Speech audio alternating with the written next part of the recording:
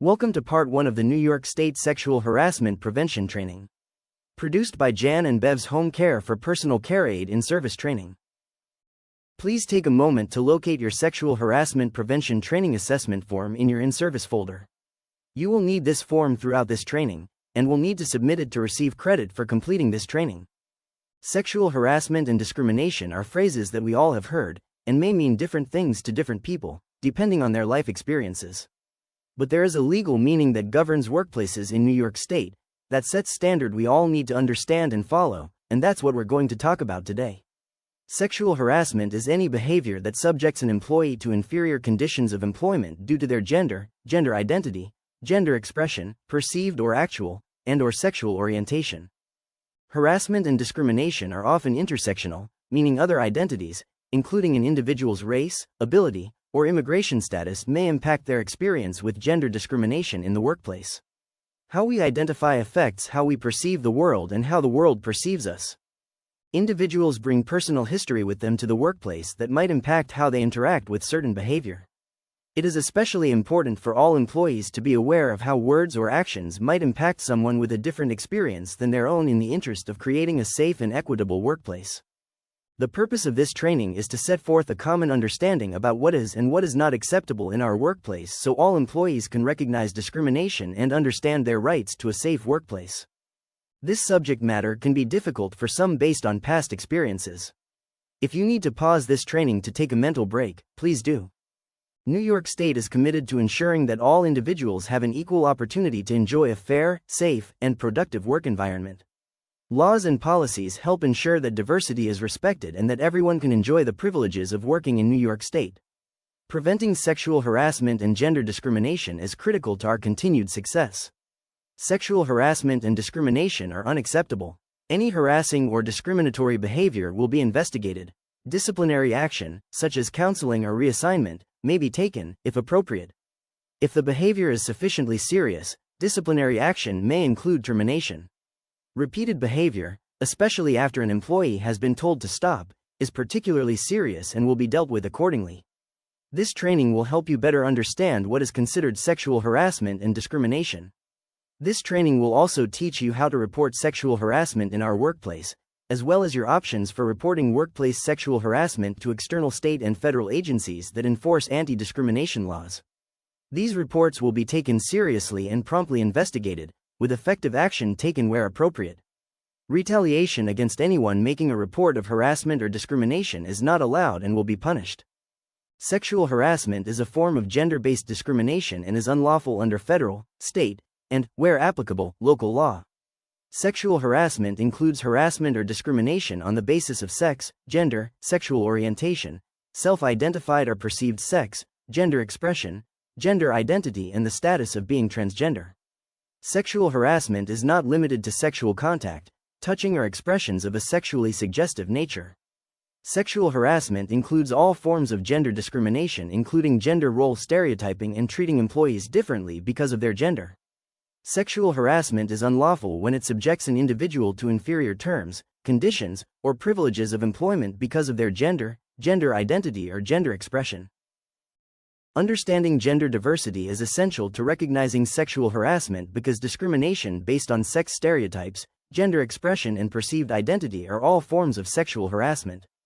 The gender spectrum is nuanced, but the three most common ways people identify are cisgender, transgender, and non-binary.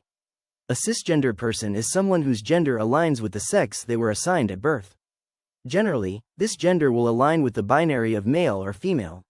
A transgender person is someone whose gender is different than the sex they were assigned at birth.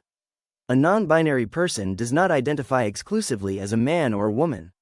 They might identify as both, somewhere in between, or completely outside the gender binary. Some may identify as transgender, but not all do. Sexual harassment includes unwelcome conduct which is either of a sexual nature, or which is directed at an individual because of that individual's gender identity when the purpose or effect of this behavior unreasonably interferes with an individual's work performance or creates an intimidating, hostile, or offensive work environment. The impacted person does not need to be the intended target of the sexual harassment. Employment depends implicitly or explicitly on accepting such unwelcome behavior, or Decisions regarding an individual's employment are based on an individual's acceptance to or rejection of such behavior. Such decisions can include what shifts and how many hours an employee might work, project assignments, as well as salary and promotion decisions. Under New York state law, harassment does not need to be severe or pervasive to be unlawful. Any of the harassing conduct described in this training can be unlawful if it rises above petty slights or trivial inconveniences. Every instance of harassment is unique to the person experiencing it, so there is no single boundary between petty slights and harassing behavior. The law states that whether conduct is petty or trivial is to be viewed from the standpoint of a reasonable individual with the same protected characteristics.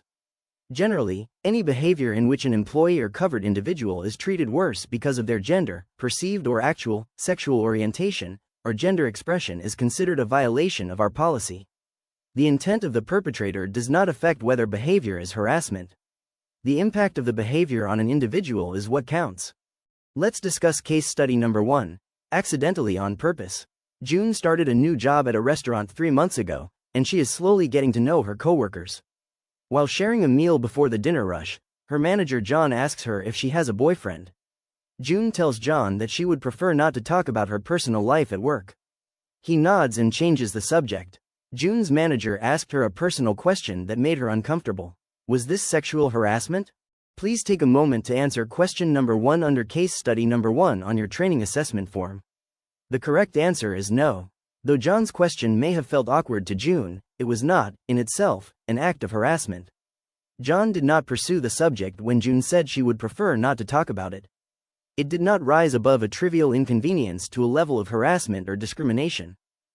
In the weeks that follow, whenever John is near June, he complains about how hard it is for him to date, discusses his past romantic relationships in detail, and asks June's advice on how to flirt with other women, often pointing out specific candidates. June repeatedly reminds John she would prefer not to talk about personal lives at work, but he ignores her and continues to make unwelcome comments. June finds herself avoiding him whenever she can. True or false? John's behavior has escalated above a trivial inconvenience to sexual harassment. Please take a moment to answer question number 2 under case study number 1 on your training assessment form. The correct answer is true. Each instance of sexual harassment is unique to the individual. In June's case, she made clear to John she was uncomfortable discussing any personal matters at work. Despite acknowledging this, John continued to cross June's boundaries, inquiring about her romantic history and discussing sexual relationships at work.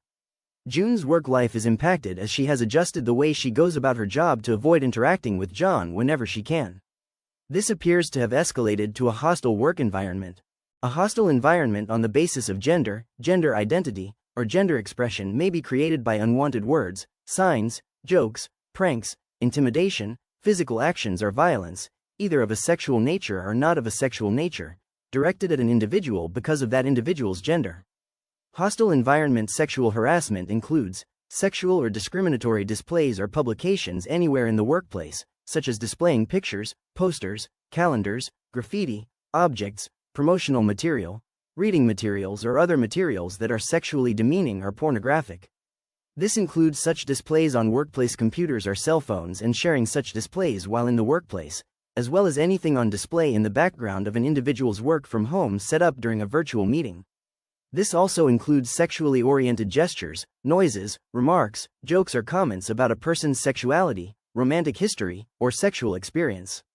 Hostile actions taken against an individual because of that individual's gender, such as rape, sexual battery, molestation, or attempts to commit these assaults. Physical acts of a sexual nature, including, but not limited to, touching, pinching, patting, grabbing, kissing, hugging, brushing against another employee's body, or poking another employee's body. Interfering with, destroying or damaging a person's workstation, tools or equipment, or otherwise interfering with the individual's ability to perform the job. Sabotaging an individual's work or excluding an individual from work meetings. Bullying, yelling, name-calling, including the intentional misuse of preferred pronouns. A hostile work environment can exist in a physical office space as well as through a remote work setup. Any of the behaviors described above that can also happen through virtual means, such as verbal harassment during a video meeting, messages through web-based chat applications, or holding different expectations for employees based on their gender, constitute gender discrimination. Let's discuss case study number 2, One Moment in Time. Whitney is a paralegal at a large law firm that has adopted remote work as the primary way most employees work. As the firm transitioned to remote work, there were growing pains, and for a period of time, employees relied on their personal phones and email accounts to stay in touch while working from home. Though employees now have access to their work emails and phone numbers, on occasion a lawyer Whitney works with closely, Xander, will text her questions on her personal cell phone. One night, Xander texts Whitney a sexually explicit image. True or false? Xander sent the image from his personal phone to Whitney's personal phone, so this is not a workplace issue. Please take a moment to answer question number 1 for case study number 2. One moment in time on your training assessment form.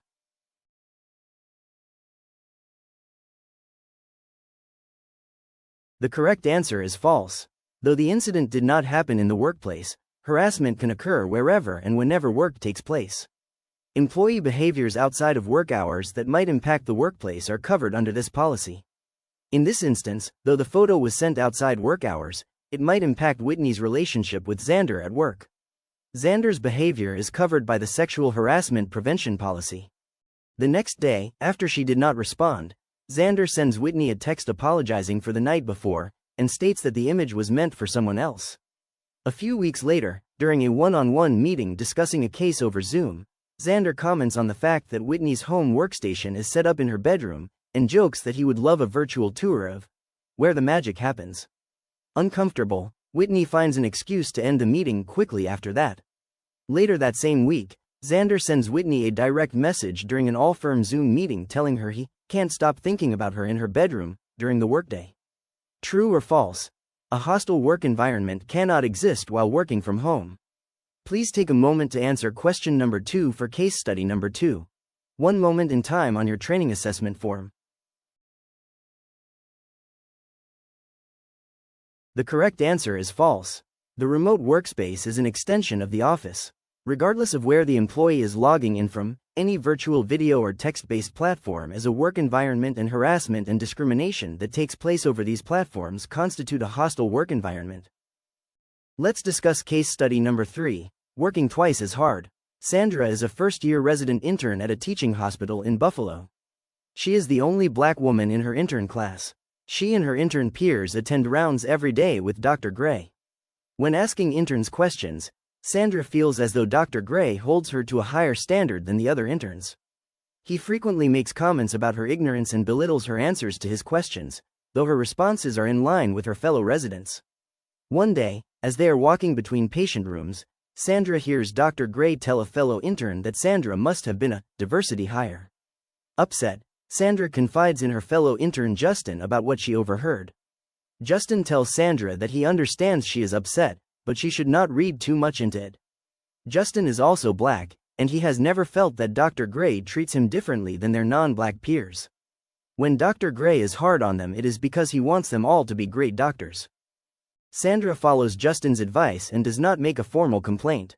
As the months go by, Dr. Gray continues to bully Sandra during rounds, including rolling her eyes when she speaks and reacting dramatically when she gives wrong or incomplete answers, behavior that he doesn't exhibit toward any of her fellow residents, and that embarrasses her in front of colleagues and patients. Recently, his comments have started to venture away from her medical knowledge. Dr. Gray has begun commenting that Sandra needs to make more of an effort in her appearance if she wants to be respected as a professional, including wearing makeup and straightening her natural hair. When Sandra complains to her fellow intern Monica, who is white, Monica shrugs off Sandra's concerns because Dr. Gray has never made her feel uncomfortable with personal remarks. True or false? Dr. Gray's conduct is likely racial discrimination. Please take a moment to answer question number 1 for case study number 3. Working twice as hard on your training assessment form. The correct answer is true. Though Dr. Gray may assert his bullying of Sandra is not based on her race, his comments that she must be a diversity hire and that she should straighten her natural hair suggest a racial motivation. The fact that other black colleagues have not felt mistreated based on race doesn't matter to Sandra's experience. True or false? Dr. Gray's conduct is likely sexual harassment. Please take a moment to answer question number 2 for case study number 3, Working Twice as Hard, on your training assessment form. The correct answer is true. Again, even if other women in her intern class feel respected, Sandra has experienced belittling behavior and remarks regarding her appearance that appeared to be discriminatory based on her gender. This behavior likely meets the legal standard in New York for harassment, as it rises above a petty slight or trivial inconvenience. In Sandra's case, her identities as black and a woman intersected to create a situation where she was seemingly targeted for harassment by her supervisor. It was also the case for Sandra that these overlapping instances of harassments created a potentially hostile work situation. Quid pro quo sexual harassment occurs when a person in authority trades, or tries to trade, job benefits for sexual favors. This type of harassment usually occurs between an employee and someone with authority, like a supervisor, who has the ability to grant or withhold job benefits. Quid pro quo sexual harassment includes offering or granting better working conditions or opportunities in exchange for a sexual relationship, threatening adverse working conditions, like demotions, shift alterations or work location changes, or denial of opportunities if a sexual relationship is refused. Using pressure, threats, or physical acts to force a sexual relationship, retaliating for refusing to engage in a sexual relationship. Let's discuss case study number 4, shaken, not stirred. Jamila is a bartender at a popular Brooklyn restaurant. She has been with the restaurant for a month and is hoping to be scheduled during the popular Friday and Saturday evening shifts. Her manager Jason creates the shift schedule. She tells him she feels confident in her position and that she knows the restaurant patrons well enough to be scheduled for the high-tipping weekend shifts. He tells her, "We'll see. We have a lot of qualified bartenders." A week later, Jamila and Jason are closing after a Wednesday night shift. Jason pours them both a shot of tequila, asks Jamila to join him at the bar, and tells her that he hopes he will be able to give her some weekend shifts. He tells her that some other bartenders have been with the restaurant longer but that she is the one he wants. Jason places his hand on Jamila's knee and encourages her to drink the tequila. Jamila quickly takes the shot before jumping off the bar stool and finishing her closing tasks. True or false? Jason's behavior could be harassment of Jamila. Please take a moment to answer question number 1 for case study number 4, shaken, not stirred, on your training assessment form.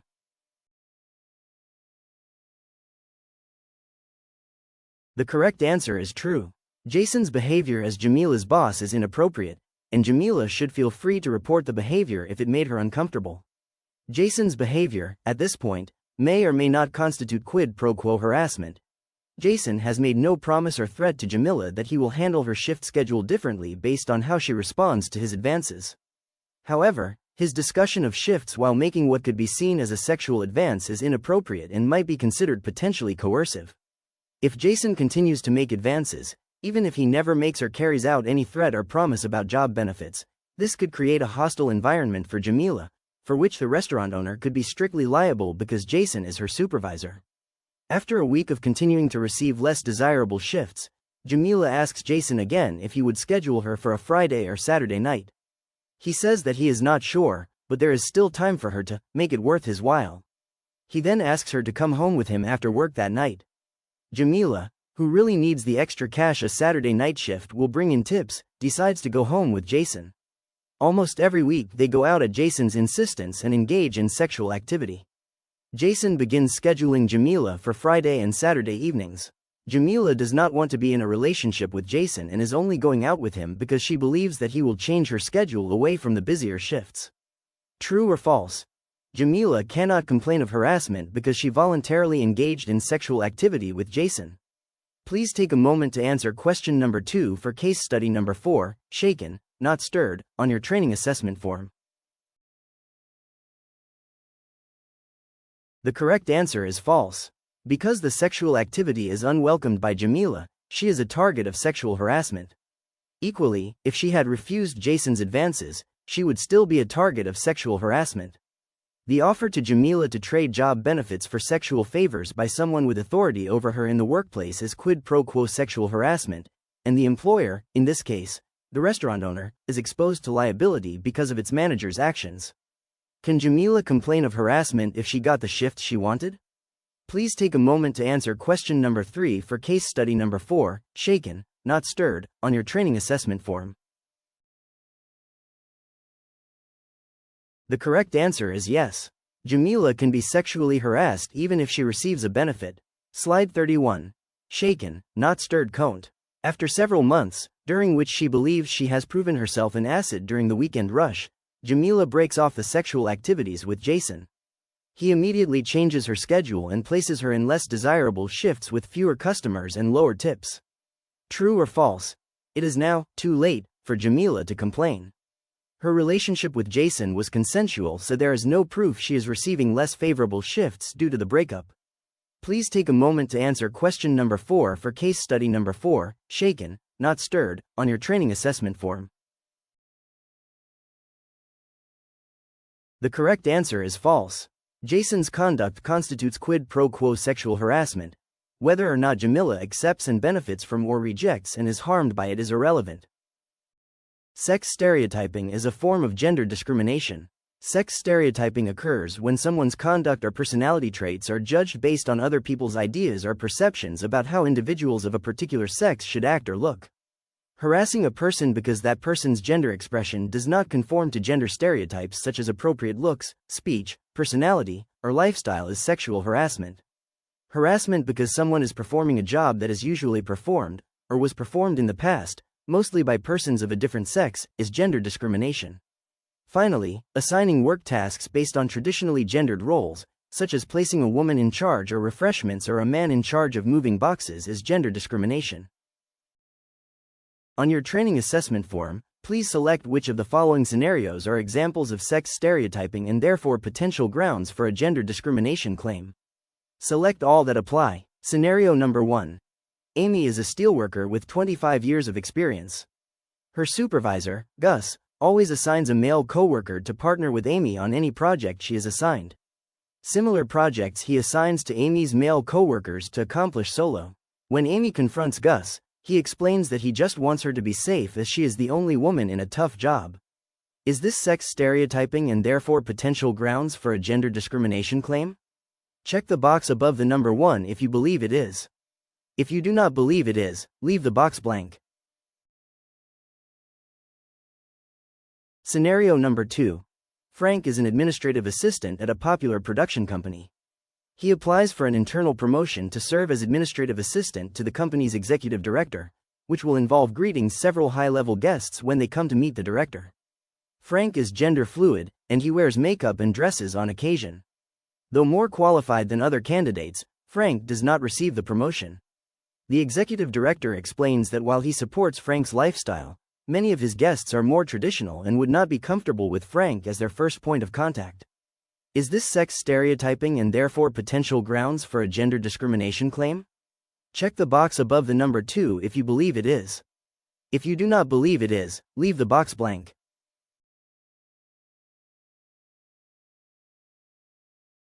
Scenario number 3. A finance firm hosts regular quarterly luncheons for their most important clients.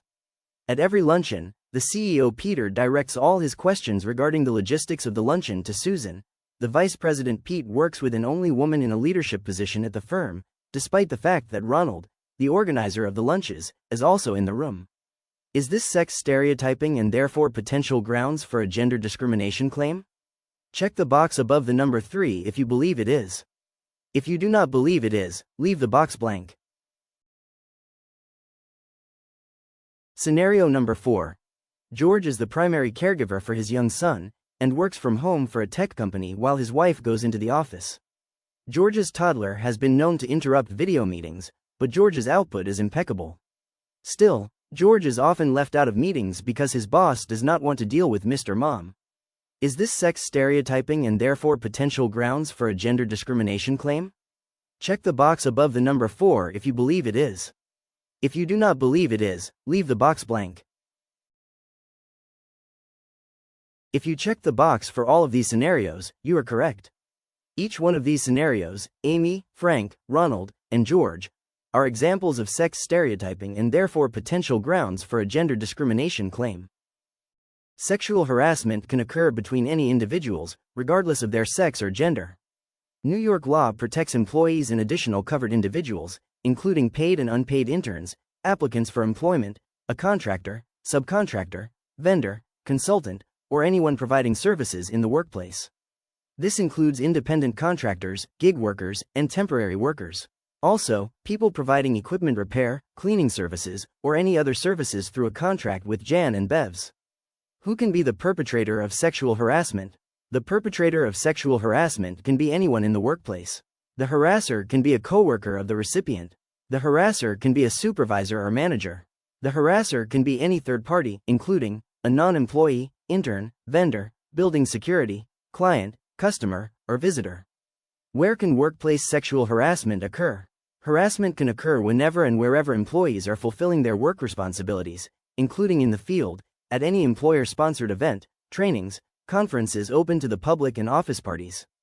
Harassment can also occur when employees are working remotely over video meeting platforms and web-based chat applications. Employee interactions during non-work hours, such as at a hotel while traveling or at events after work, can have an impact in the workplace. Locations off-site and off-hour activities can be considered extensions of the work environment. Employees can be the target of sexual harassment or discrimination through calls, texts, email, and social media. Harassing behavior that in any way affects the work environment is rightly the concern of management. On your training assessment form, check the following scenarios that you believe are a reason an employee might file a harassment or discrimination claim. A patient harasses his at-home caregiver. A customer asks a waitress to remove her mask so he can decide how much to tip.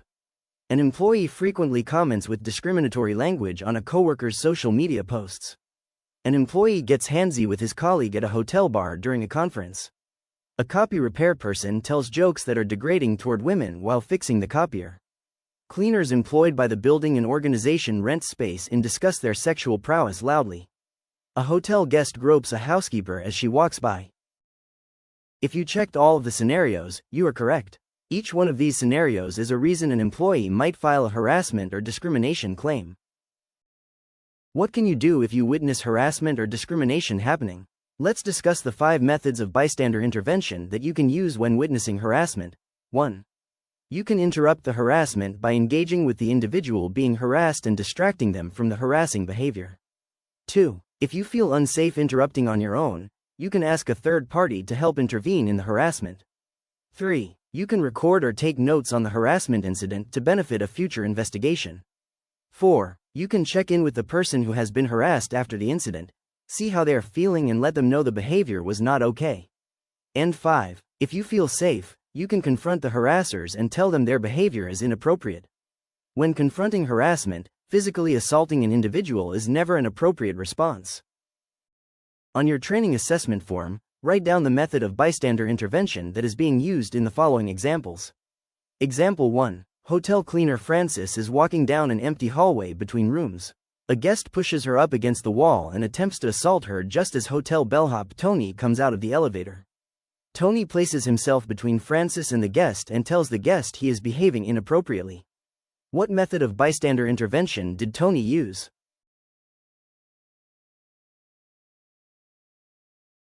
Tony used the confronting the behavior directly method of bystander intervention. Example 2. Kyle is asking Sheila about her dating life. Sheila says she does not want to talk about it at work, but Kyle keeps asking about it. Taylor interrupts to ask Sheila to review a slide deck she is working on. What method of bystander intervention did Taylor use?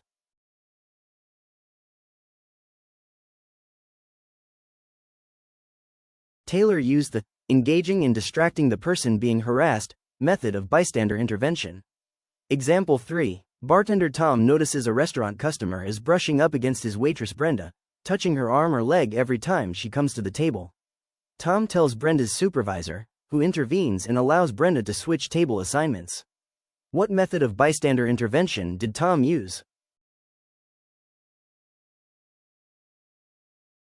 Tom used the asking a third party for help intervening method of bystander intervention. Any employee who has engaged in protected activity is protected by New York state law from being retaliated against because of that protected activity. Protected activities related to harassment and discrimination include making a complaint to a supervisor, manager, or another person designated by your employer to receive complaints about harassment or discrimination, making a report of suspected harassment, even if you are not the target of the harassment, filing a formal complaint about harassment or discrimination with a government agency, intervening to prevent or mitigate an incident of harassment or discrimination. assisting another employee who is complaining of harassment, providing information during a workplace investigation of harassment, or testifying in connection with a complaint of harassment filed with a government agency or in court. What is retaliation? Retaliation is unlawful and is any action that might discourage a worker or covered individual from coming forward to make or support a sexual harassment claim or punishes those who have come forward. These actions need not be job-related or occur in the workplace to constitute unlawful retaliation. For example, threats of physical violence outside of work hours or disparaging and harassing someone on social media would be considered retaliation. Additional examples of retaliation might include, but are not limited to, demotion, termination, denying accommodations, reduced hours, or the assignment of less desirable shifts. Publicly releasing private information in personnel files, refusing to provide a requested factual reference or providing an unwarranted negative reference. Labeling an employee as difficult and excluding them from projects to avoid drama. Undermining an individual's immigration status. Reducing work responsibilities, passing over for a promotion, or moving an individual's desk to a less desirable office location. What is not retaliation? A negative employment action is not retaliation merely because it occurs after the employee engages in protected activity. Employees continue to be subject to all job requirements and disciplinary rules after having engaged in such activity. In assessing an employee's job performance and potential discipline before and after engaging in protected activity, supervisors and managers should be sensitive to the impact of discrimination on work and how that might impact performance. Let's discuss case study number 5, domestic disturbance.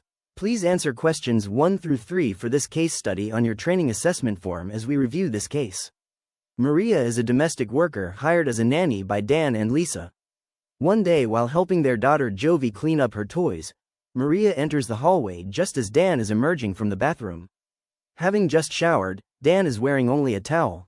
Flustered and embarrassed, Dan apologizes and runs to the bedroom to get dressed. Question 1. True or false? Dan appearing in only a towel is harassment.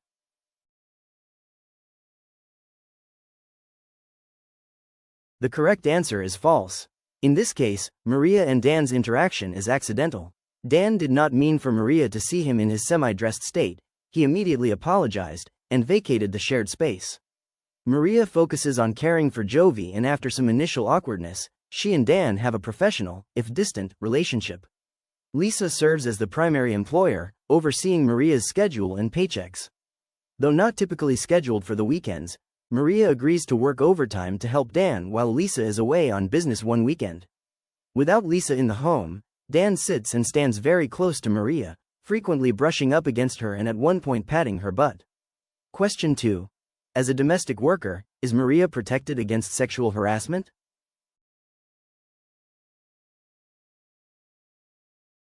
The correct answer is yes. All employers in New York State, regardless of size, including households employing a single domestic worker, are required to adopt a sexual harassment policy.